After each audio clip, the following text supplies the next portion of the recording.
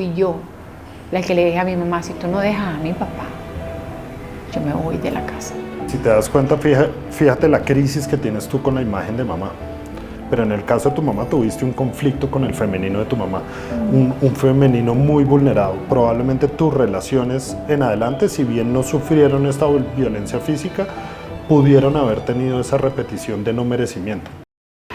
Bueno, Guillermo, gracias también por la invitación, porque a lo final siento que estos espacios nos permite seguir ampliando temas que a veces tenemos como el nudito en la garganta, ¿sabes? Así como que uno dice, ay, yo quisiera hablar más del tema, ¿no? Y hay un conflicto en mí, y es porque no he desarrollado toda esa habilidad que durante tantos años estuvo presente en mi vida, como el tema de alimentación. Y a tal punto que cuando a mí me dan un año de vida y ver todo lo que ha pasado hasta el sol de hoy, bueno, no te los voy a sumar porque delataría mi edad. No, mentiras, en ese tema no tengo complejos. Está joven nada más. No, soy joven y me queda un mundo por delante. Pero en ese momento, con 19 años de edad, que te digan, te queda un año de vida. Y no sobre todo a mí, a mi madre, a mi familia. ¿Sabes? Es un tema que choca. Yo no sé cómo lo enfrentan hoy en día las jovencitas, ¿sabes? O sea, o el adolescente o la persona que esté afrontando, porque pues esto como que no tiene una edad específica. Mira, yo que creo, como para ir desmenuzando un poco el conflicto de la alimentación y además cómo se trata actualmente. Una de las cosas que creo que padecemos mucho las personas en general es que cuando tú vas con un problema de alimentación te van a atacar el síntoma, ¿no? Te intentan alimentar, te dan apoyo psicológico, pero un apoyo psicológico más entendido como al autocuidado, ¿no? Como a si tú no te alimentas, pues básicamente te vas a morir, ¿no? Que es un poco la reducción que hace la medicina y la psicología tradicional al conflicto.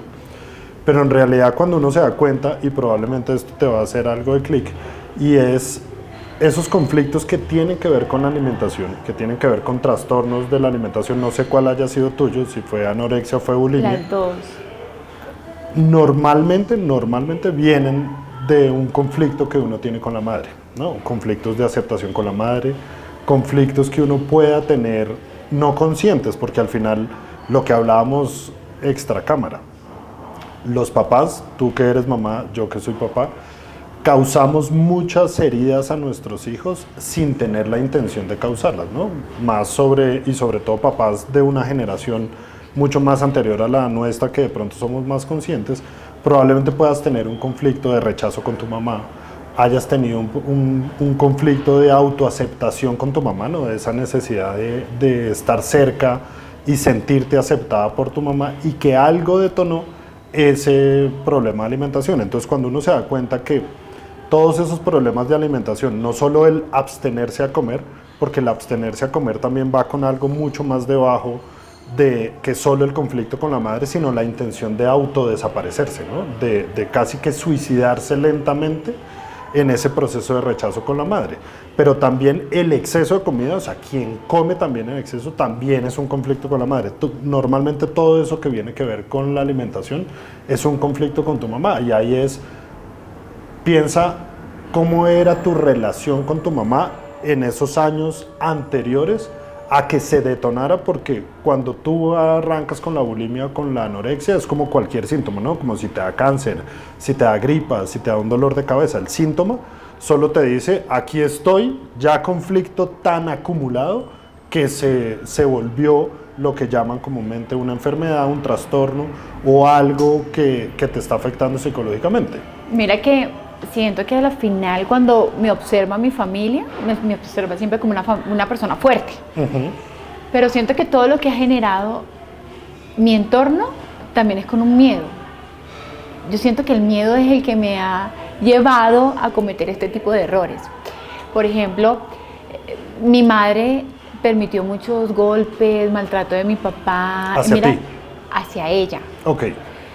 Y ese poder femenino, como diciendo, yo tomé en mi casa esa labor masculina.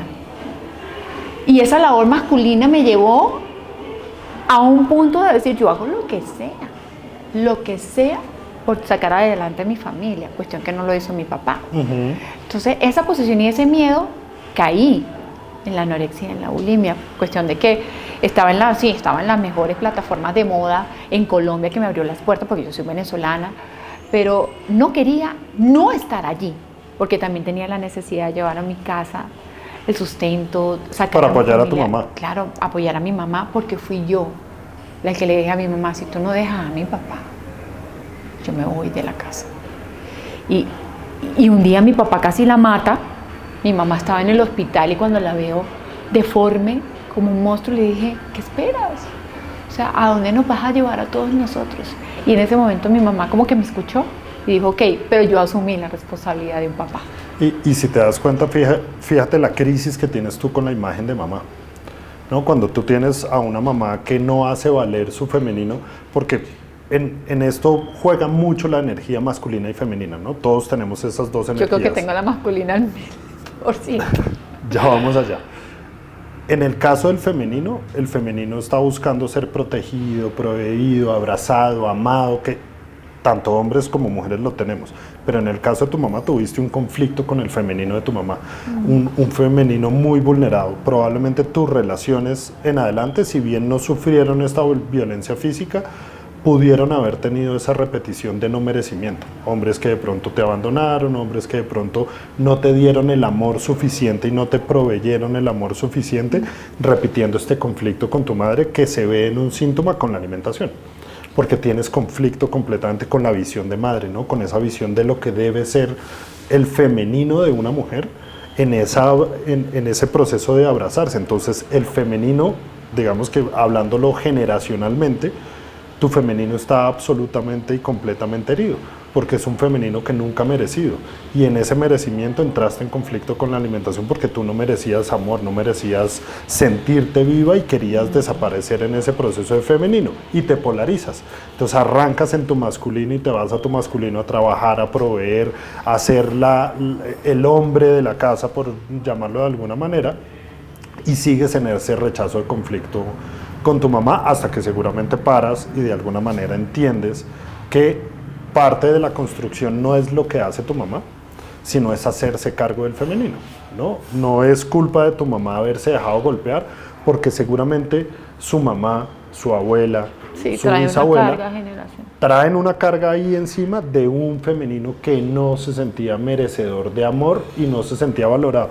Y tan no se sentía que se volcaba en el masculino, dándole más importancia a este proceso masculino de producir y dejando a un lado y diciendo, yo produzco, soy súper capitalista, súper productora, y esto es lo de menos. O sea, si no me dan amor no pasa nada, pero yo aquí soy súper exitosa. Y me creo súper autosuficiente, yo no necesito que me paguen la cuenta, o sea, me vuelvo el hombre de una casa.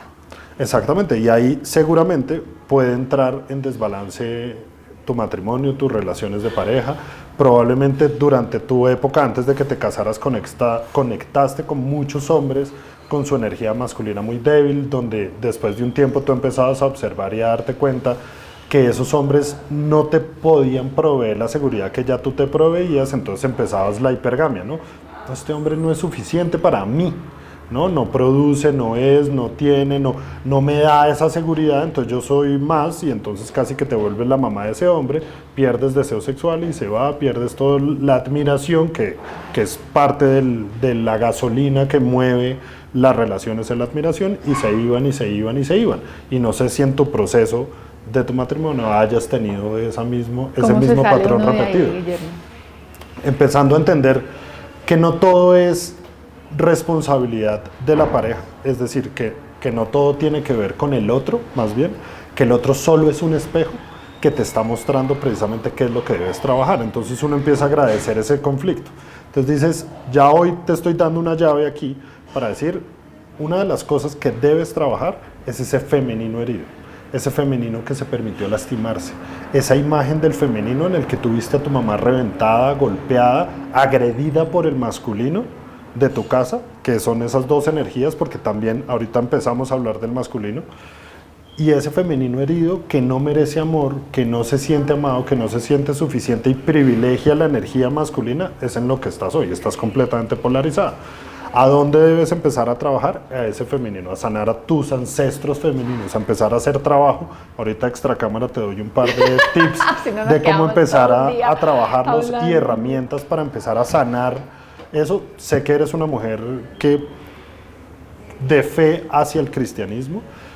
Desde esa fe se puede empezar a sanar. Yo creo en Dios, pero digamos que no lo creo en la forma en que lo cree o el católico o el cristiano. Creo en la existencia divina de Dios, creo en Jesús como un maestro y el campeón de la vida, pero desde la oración, para dártelo desde las herramientas que tú usas, desde la oración puedes empezar a sanar ese femenino. Y lo primero es perdonar a tu mamá de por qué se dejó maltratar de esa manera, ¿no? Por qué se dejó tratar de esa manera, pero entender que ella solo podía actuar de esa manera porque en su carga su femenino no era suficiente y entonces ella privilegió otras cosas a sentirse amada y protegida.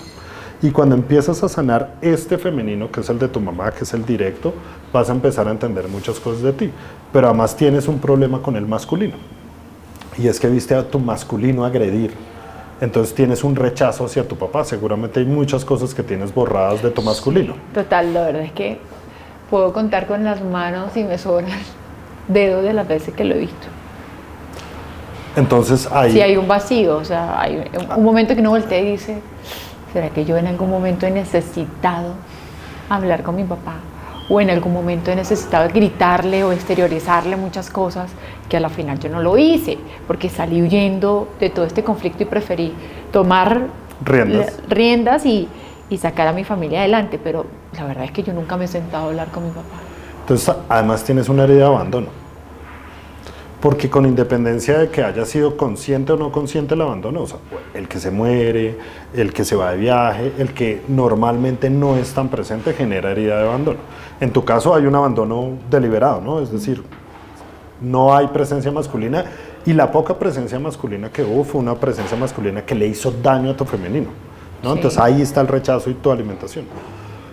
¿Qué te digo yo? No necesariamente uno tiene que sanar hablando, porque ¿qué pasa cuando se le muere a uno la mamá? Ay, mi mamá se murió hace 2 años y ¿cómo hice yo para sanar mi femenino sin mi mamá?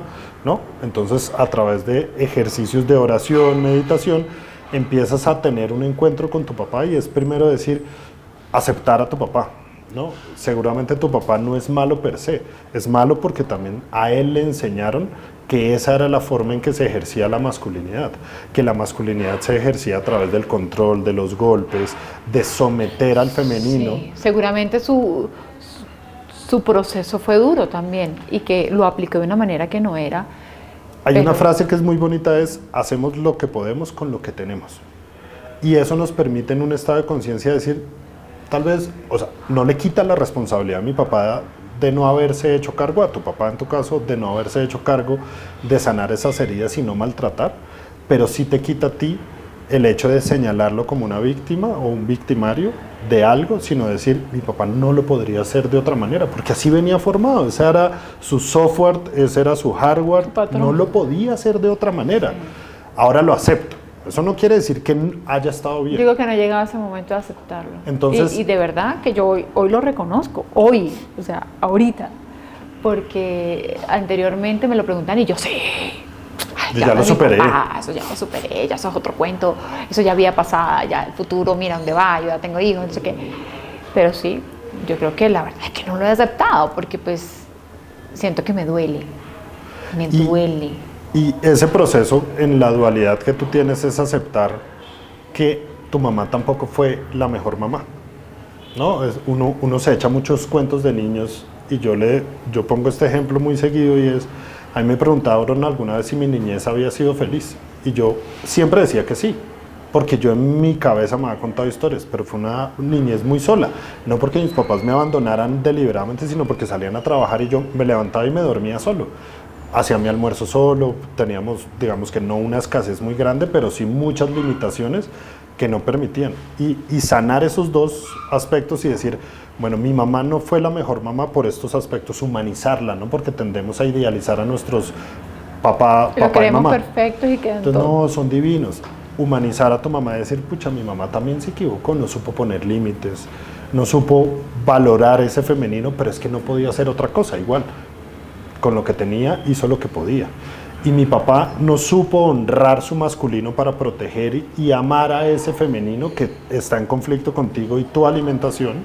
Por eso sigues extra cámara diciendo, en mi casa no se habla de dieta, no se habla de esto, no se habla de azúcar, no se habla no sé qué, porque todavía tienes el conflicto vivo ahí, a pesar que en ti algo ha sanado, todavía está el conflicto porque tienes miedo de repetir la historia en tus hijos. Es ahí donde te digo que hoy en día siento miedo es que mis hijas recaigan en eso, o sea, o caigan, porque lo viví tan duro y tan tenso y tan denso que me da pánico, o sea, que mis hijas vayan a pasar por un proceso como el mío que ni Dios lo permite. Y esto es muy bonito porque así como todo en la vida, si tú te cambias, cambia tu generación. Como esto es un asunto que viene de tu femenino, ¿cierto?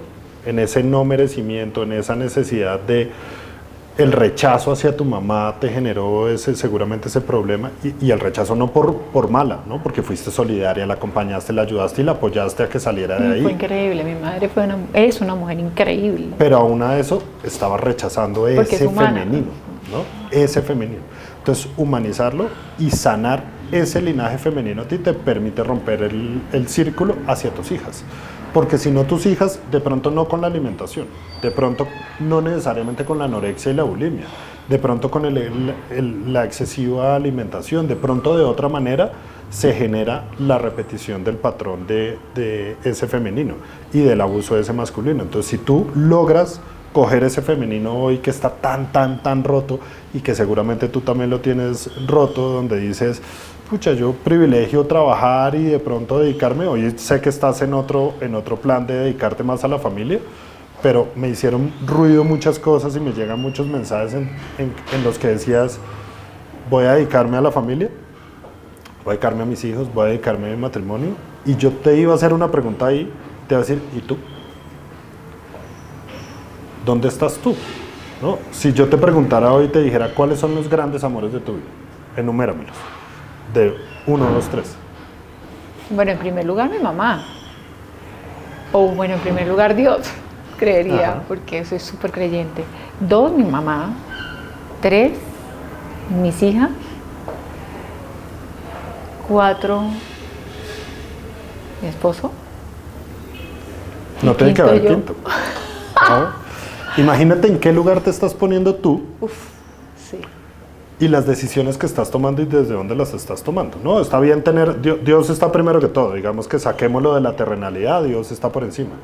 Pero en este caso es, ¿dónde te estás poniendo? Te pusiste de último. Cuando la escala debería ser de primero, ¿no?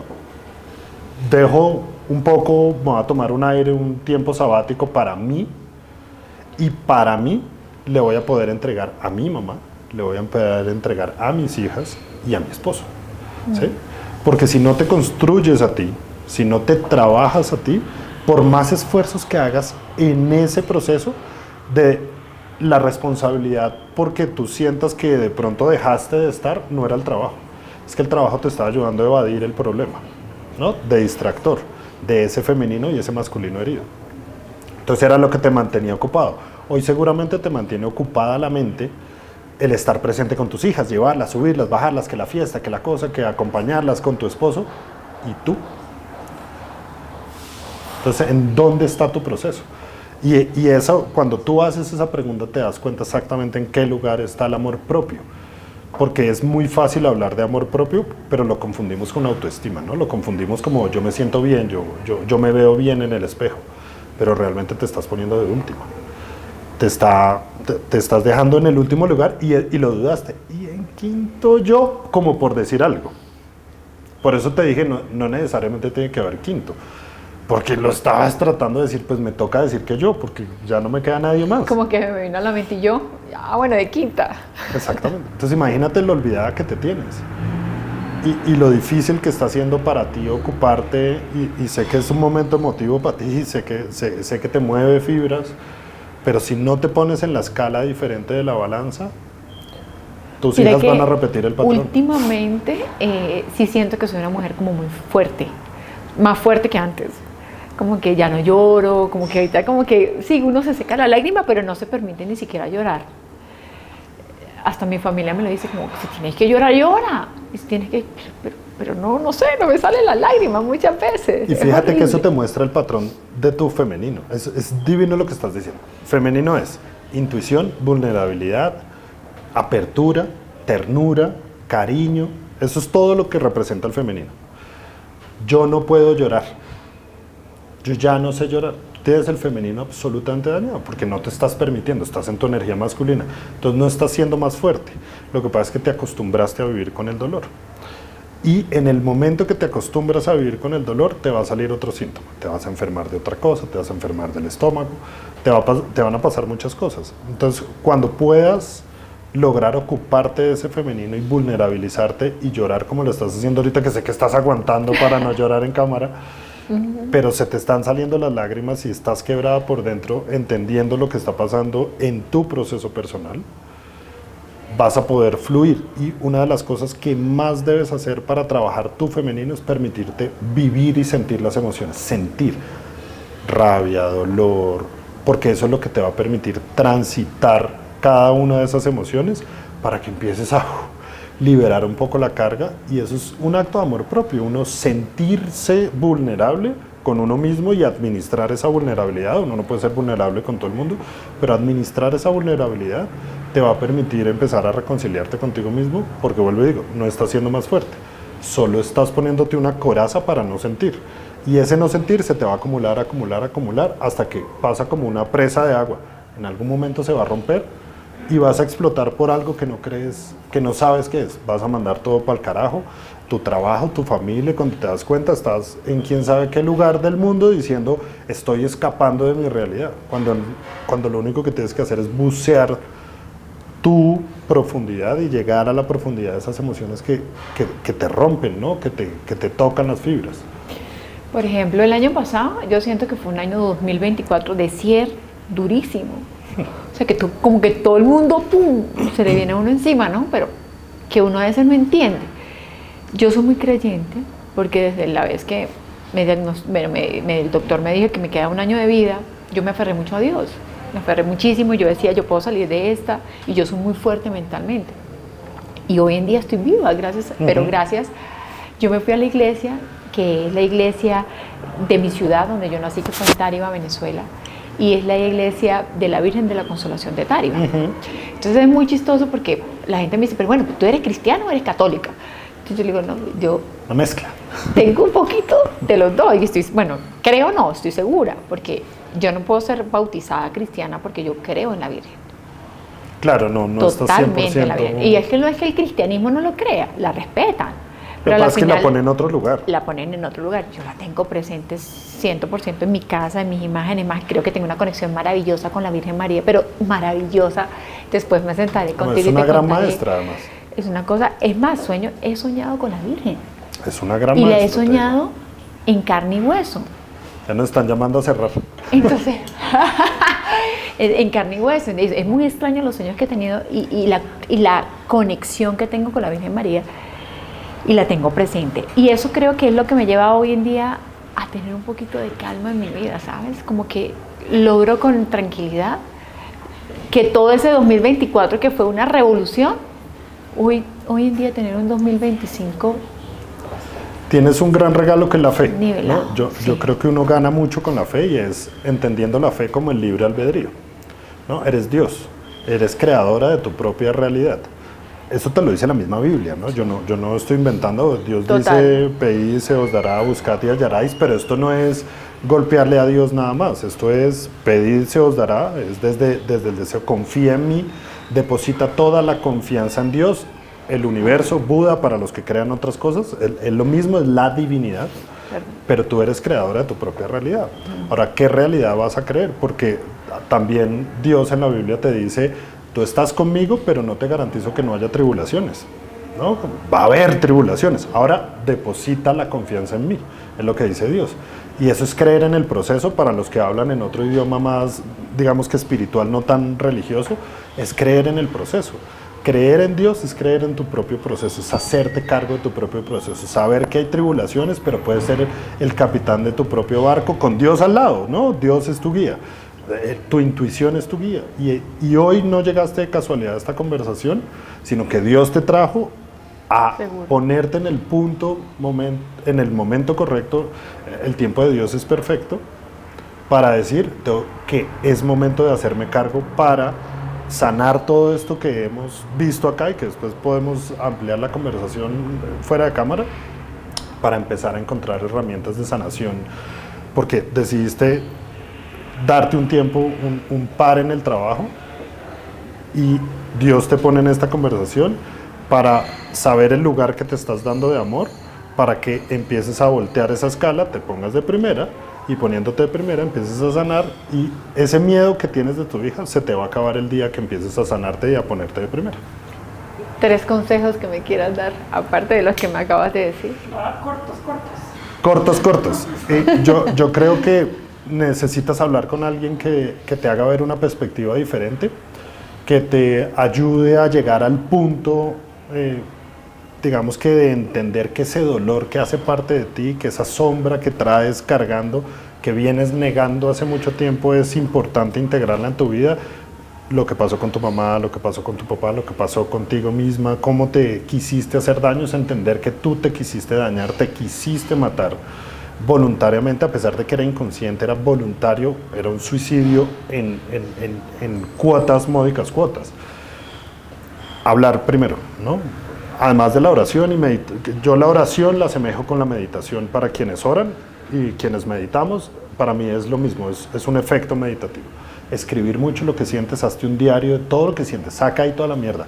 Me sabe a mierda mi esposo, mis hijas, mi mamá, mi papá, odio al planeta, bota todo eso, quémalo después, todas esas emociones negativas, quémalas, una velita, en una oración con Dios, quiero dejarte de esto, Dios, porque quiero liberarme de todas estas emociones que me hacen daño, que tengo reprimidas hace mucho tiempo, porque lo que te siento a ti es una gran represión desde que estabas pequeña, que viste lo que pasó en tu casa hasta el día de hoy. Tienes una gran represión, entonces necesitas empezar a soltar. Y después de soltar, ya te vas a dar cuenta que vas a poder empezar a oír tu intuición, no a oír hacia cuál es el camino, pero primero necesitas limpiar el ruido de tu cabeza. Bueno, para esa voy. Después te mando la foto de todo lo que me acabas de decir, porque soy súper juiciosa. De una. Eso es lo que hay que hacer, hay que aplicarse, hay que entender que no solo hablar o ir a terapia es suficiente, ese es el 10%. El resto del tiempo que tienes contigo es qué haces con ese tiempo. Te vas a ver una serie, te vas a ver Instagram, te vas a ver redes sociales. Tiempo para mí.